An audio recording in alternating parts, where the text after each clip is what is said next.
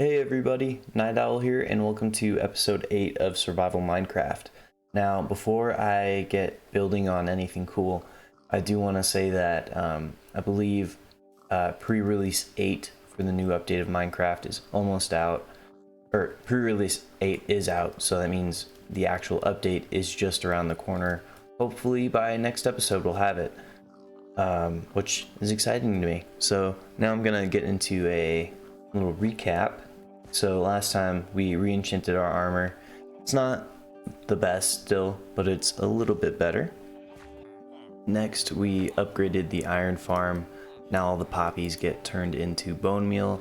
As you can see, I've gotten a decent amount of bone meal in that chest over there, and then we've also gotten a decent amount of iron just from letting it sit and do its thing. So I think having it collect into here rather than the chest out front is a huge upgrade. And the last thing we did last episode was we made this 10 subscriber monument. I think it looks really good still. I really like the iron. I feel like it signifies kind of where we're at in the season, or in the episodes. I don't know what to call it. Yeah, and I can't wait to add more, hopefully, as I get more subscribers and stuff. Alright, well, that being said, the next thing I want to do is talk about the new villagers I added, because like I said, I always want to work on this passively in the background as episodes go.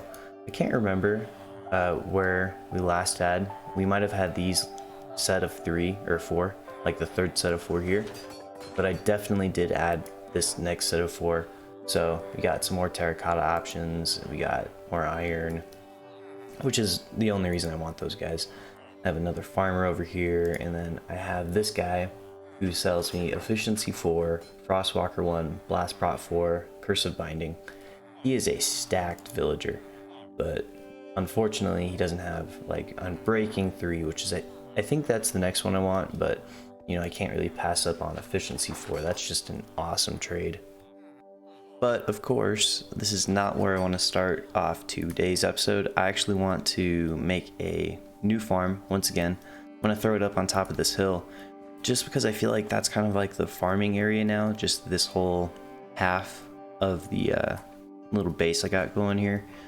But the farm I want to make is actually a pumpkin farm, just because I found a wandering trader recently and he had pumpkins, so I was like, you know what, why not? I don't care. So now we got some pumpkin seeds. Something else you might have noticed is that I have a lot of grass and dirt in this chest, and that's because this hill has tons and tons of holes in it. So I think I'm gonna try my best to fill it in. This is probably not enough, but I also have so much back in my storage shed over there, so I can always get more. This is gonna be a little task. It's gonna take me a minute here, so best stop putting it off now.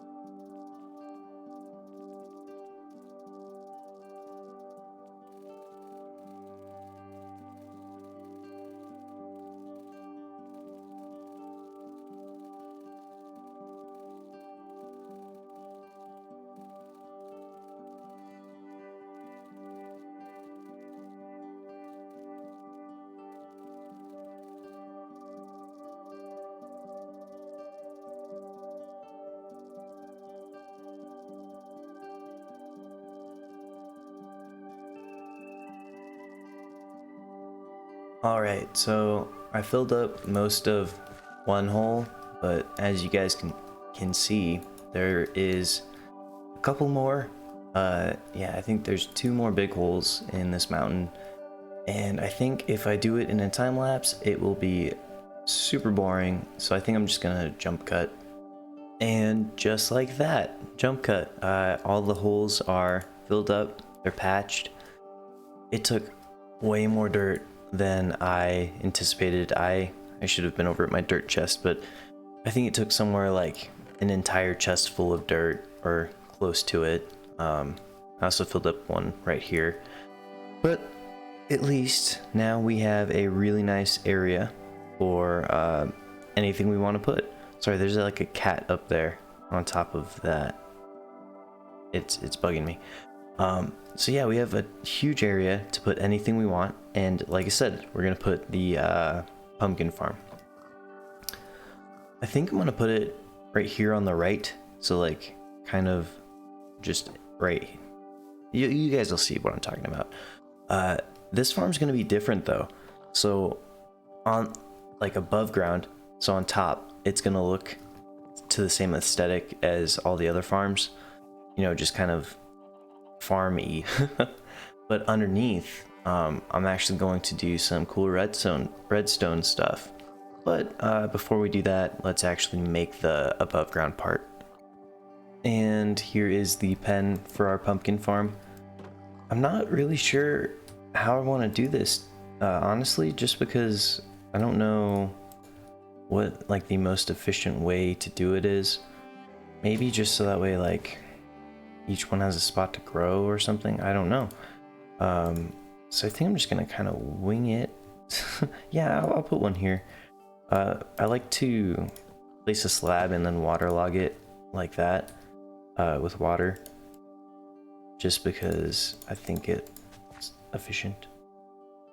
So maybe I'll do some kind of pattern with this. I don't know yet. And this is what I've settled with, kind of this checkerboardy looking pattern. I don't know if it's going to be efficient or not, but at the same time, I don't particularly care, because right here, this isn't what the farm is going to be. Remember, because we're going to have like the underground portion, that's going to be the actual farm that pumps out any of the pumpkins we get. So I'm going to let these guys grow, and I'm going to get started on the underground part. So I'm going to move a chest like this one to right here, and I'm going to have all the pumpkins from the underground farm get pumped up to this chest, which is exactly what I did here. It's kind of complicated to look at, so I'm just going to start at one end and kind of work my way to the other. So first thing I have is a dropper right here, and then this dropper, I'm going to filter in all the pumpkins from it. I haven't actually set this part up yet, but the idea is that the pumpkins will get launched through this dropper, right? So I'll just toss in these 3 stone, for example, right? And then it should power, right? And then you saw the stone go flying. Then another stone. Just these are examples, right? And then what happens is it goes through this water elevator into that hopper, into that dropper. And then from this dropper, when an item's in it, it'll power this comparator, sending signal to here, and then the signal gets taken from there into this repeater, into a comparator clock, and then from the comparator clock, the signal gets delayed a little bit and sent to this redstone torch, right? So this torch will flash on and off. And then as it flashes on and off, it turns this one on and off. Now this torch sends power to this dropper, which sends the item upward into the dropper above it that we can't see here. Yeah, it sends it into this dropper, but it also updates this observer, which powers all the droppers all the way up, pushing it into the chest.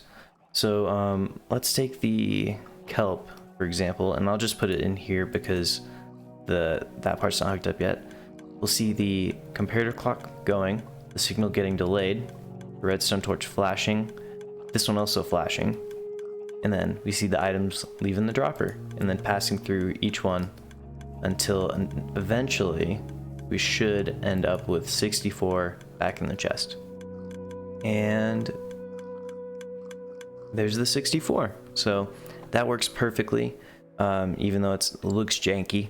So now I gotta set up the actual farm and a way for them to get into this dropper, and then a way for the dropper to update itself to drop the pumpkins. The first thing I did was I added the system for the dropper to just update itself. So what it does is when a signal, when something's in it, the comparator trips, sending off this comparator clock, which sends out a delayed tick to the torch, just turning it off and on. So like I'll just drop the kelp in there like we did.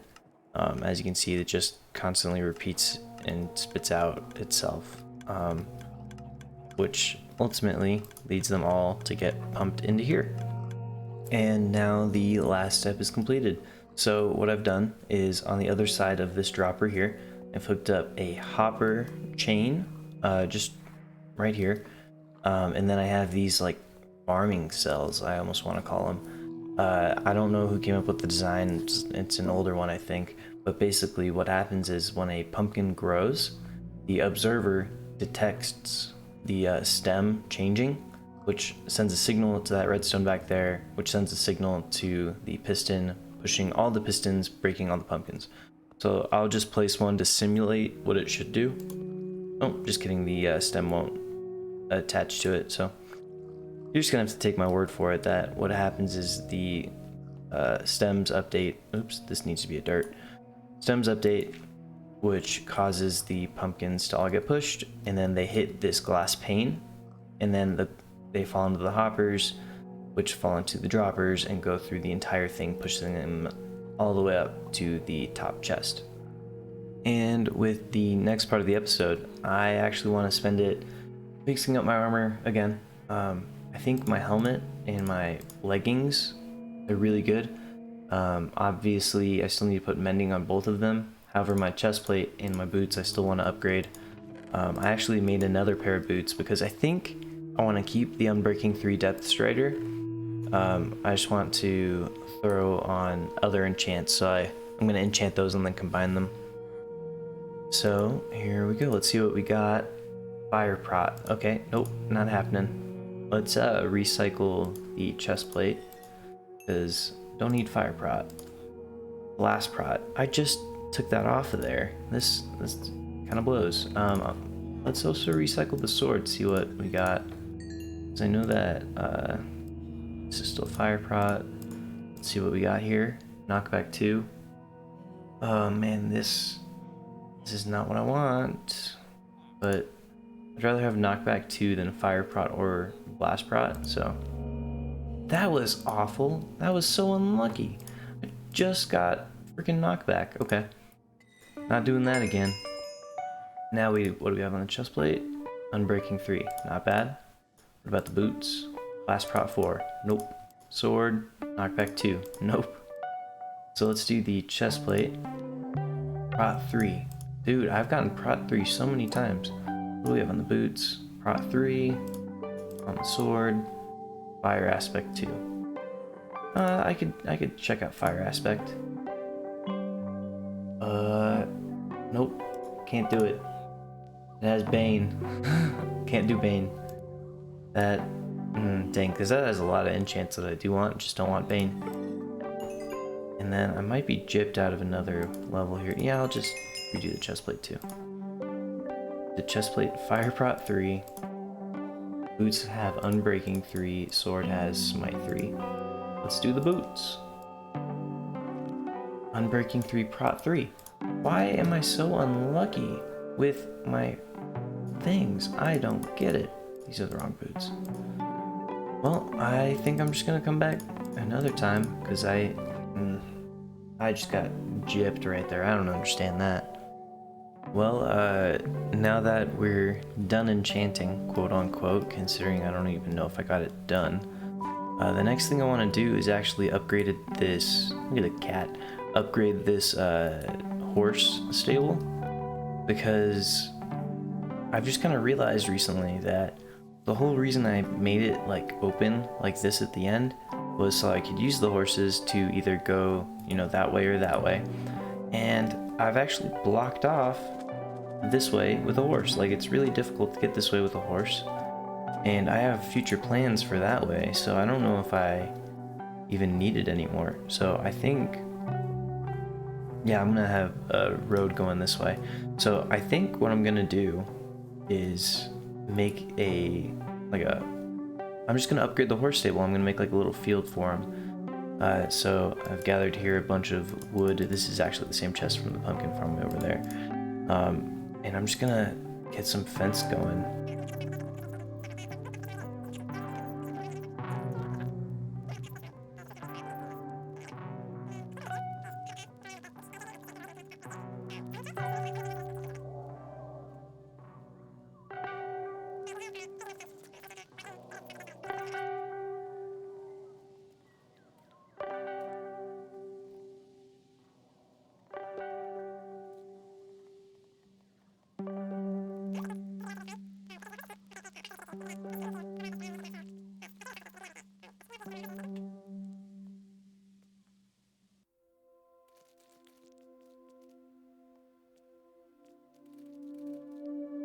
And just like that, the pen is like, I would say 80% done.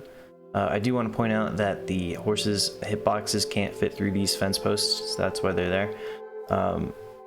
All that's left to do, I think, is to make the ground look cool and like place these 6 hay bales I have. So like, I'm gonna make a pile of hay bales just in the middle here, and then I have some coarse dirt, and I want to use path block just to kind of finish it up. So I'm curious on if this is gonna look good or not, because I don't know. This is a huge area, you know what I mean? So like, there's a lot I could do. I could also get some bone meal, I suppose. Maybe I'll do that next. I'm not sure yet. In the meantime, I'm gonna continue placing these blocks up here.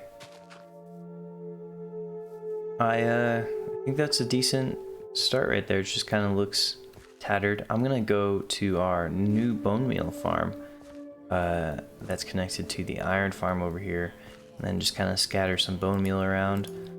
Oh, I had 3 on me. So yeah, let's just use up some bone meal. I don't know if it's gonna look good or not, but yeah, if it's grass like this, I think it'll look great. And maybe an occasional flower. Yeah, I think bone meal is the move.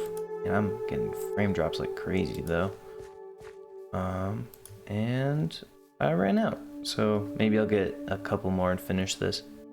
I've added that last bit of bone meal over there, and I think honestly the horse pen is done, so I'm just gonna release these boys and let them do their thing. I don't even know if they're gonna want to leave, but they have the option to now, which is important. Okay, so now the most important thing that I've done in the whole series so far. This guy right here. He has been hanging out in this wheat field for I don't know how long. It feels like forever, like since I've gotten the villagers. I don't know, but he doesn't leave. He doesn't do anything bad. He doesn't break the crops. He just chills. And I think because he does that, obviously I don't want to put him with a composter because then he'll mine up my wheat, and I don't want him to do that. But he can live. He can stay here. And I figured at this point I'll finally give him a name. Bill. Alright, well, that being said, that's all I wanted to cover for today, so thanks everybody for watching, and if you missed any other parts, they'll be linked down below in the description, so thank you.